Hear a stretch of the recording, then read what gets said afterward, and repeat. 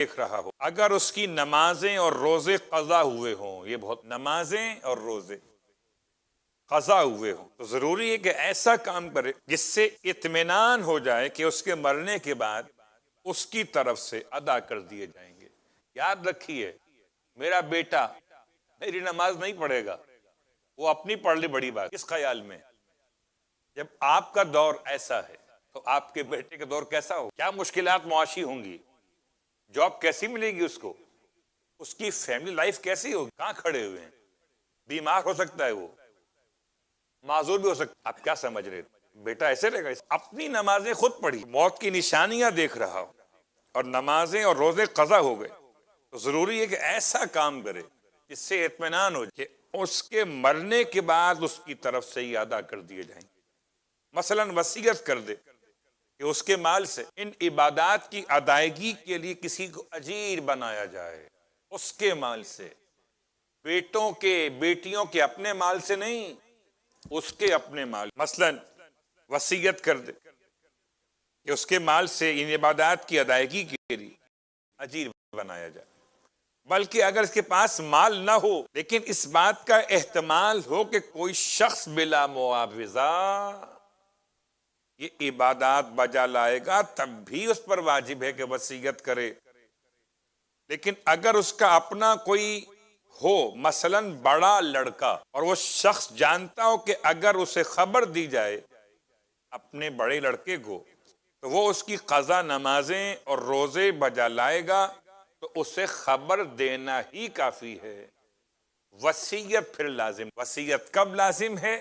جبکہ یا تو بڑا لڑکا نہ ہو یا انسان کے پاس کوئی اور بتانے کا ذریعہ نہ ہو۔ لیکن اگر بڑا لڑکا موجود ہے اور اسے اطمینان ہے کہ میرا بیٹا میرے بعد میری نمازیں پڑھ دے گا، تو پھر وصیت کی ضرورت، البتہ اس کی ضرورت ہے کہ یہ بتا کے تو جائے نمازیں ہیں، ابا چلے گئے، بیٹا بڑا ہے، مشکل میں آ گیا، اور جب مشکل میں آیا، اس کا مشکل میں ساتھ دینے والا چھوٹا بھائی بھی نہیں ہوتا، بہن تو بہت دور ہیں، چھوٹا بھائی نہیں ہو رہا، کیوں کہ بھئی آپ پہ واجب ہے۔ کچھ فقہ پڑھ لینے والے ذرا سا اس طرح بھی نکل سکتے کہ آپ پڑھیے، آپ پہ واجب، ہم پہ واجب نہیں۔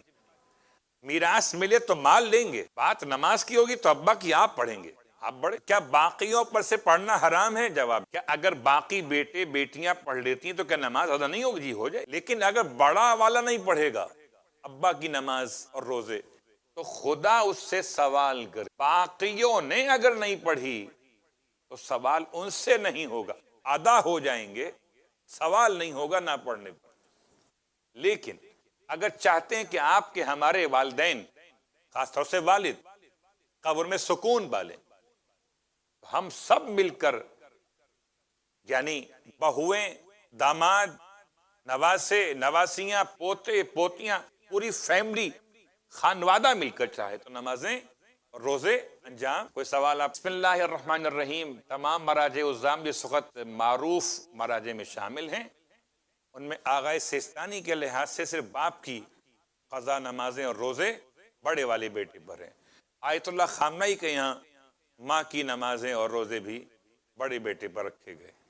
اور کوئی سوال؟ آپ کا سوال کہ معلوم نہیں ہے بیٹے کو خود اپنی نمازوں کا مجھے نہیں، مجھ پر نمازیں کتنی باقی ہیں، ایسا ہو سکتا، کوئی مشکل، میں اپنی عمر کا حساب کروں، میں بالغ ہوا کب اور اب ایج کتنی ہے، اس کے درمیان کتنے سال، مثلا 14 سال مکمل 15 سال میں داخل ہوا، اس سے لے کر اب تک 40 سال بن رہے ہیں، تو 40 سال میری زندگی میں نمازیں کتنی پڑھی ہوں گی؟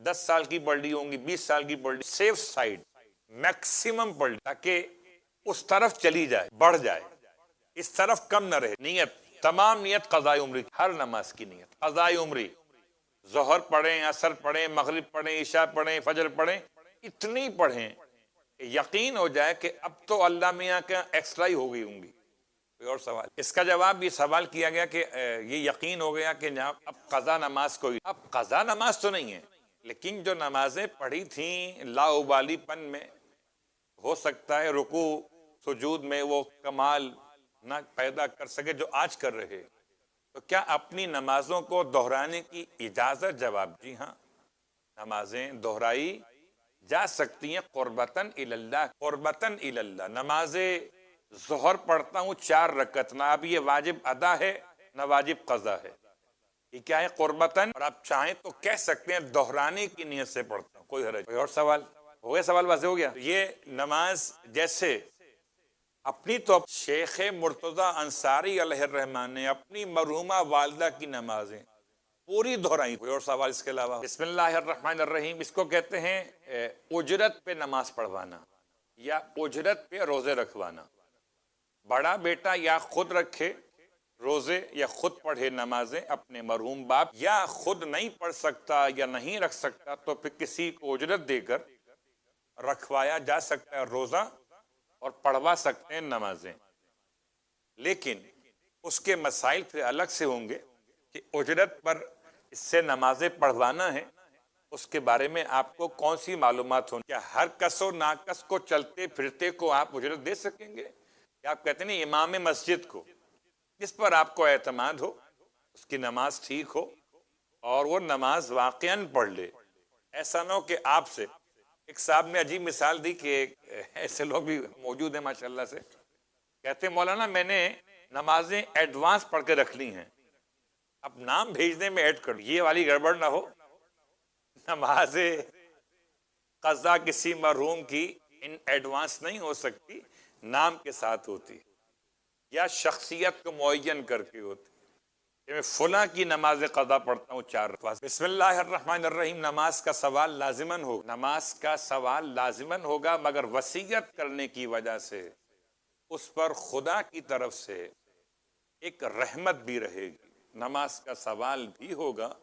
لیکن چونکہ لاابالی پن ایسا نہیں تھا کہ مرتے مر گیا اور نماز کا خیال، اب خدا بند عالم کے یہ اپنے رائٹس سے نماز، شاید وصیت میں توجہ کو دیکھتے ہوئے چاہے تو اپنے رائٹس کو آف، معلوم نہ ہو کہ ماں باپ کی نمازیں کتنی قضا ہیں تو پھر وہی فارمولہ ہے، ان کی ایج کا حساب، ان کے بالغ ہونے سے لے کر ان کی موت تک کتنی ایج، پھر بہن بھائیوں سے یا اپنے چچا خالاؤں سے پوچھئے یا ماموں سے، جناب کتنی نمازیں پڑھتے تھے ہمارے والد یا والدہ، اس کا ایک حساب کیجئے اور میکسیمم سائیڈ نماز۔ اصل بات یہ ہے اطمینان ہو جائے کہ جتنی نمازیں قضا والد کی تھیں یا والدہ کی، ہم نے وہ تو یقیناً پڑھ لی بلکہ اب تو بڑھی گئی۔ بسم اللہ الرحمن الرحیم، یہ سوال ہے قرابت دار کے حوالے سے اور مستحق کے درمیان کے حوالے سے۔ سوال یہ کیا گیا کہ کسی کی ہیلپ کر رہے تھے جو خاندان سے، بعد میں یہ اطلاع ملتی ہے کہ ہمارے خاندان میں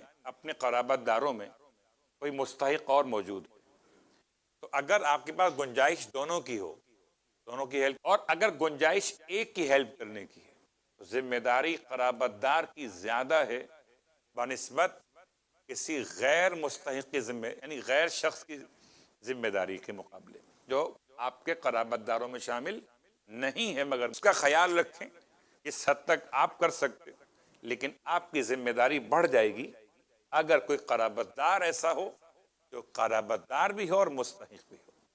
کوئی اور سوال؟ موبائل ختم ہو گیا، صلوات پڑھ لیں محمد وآلہ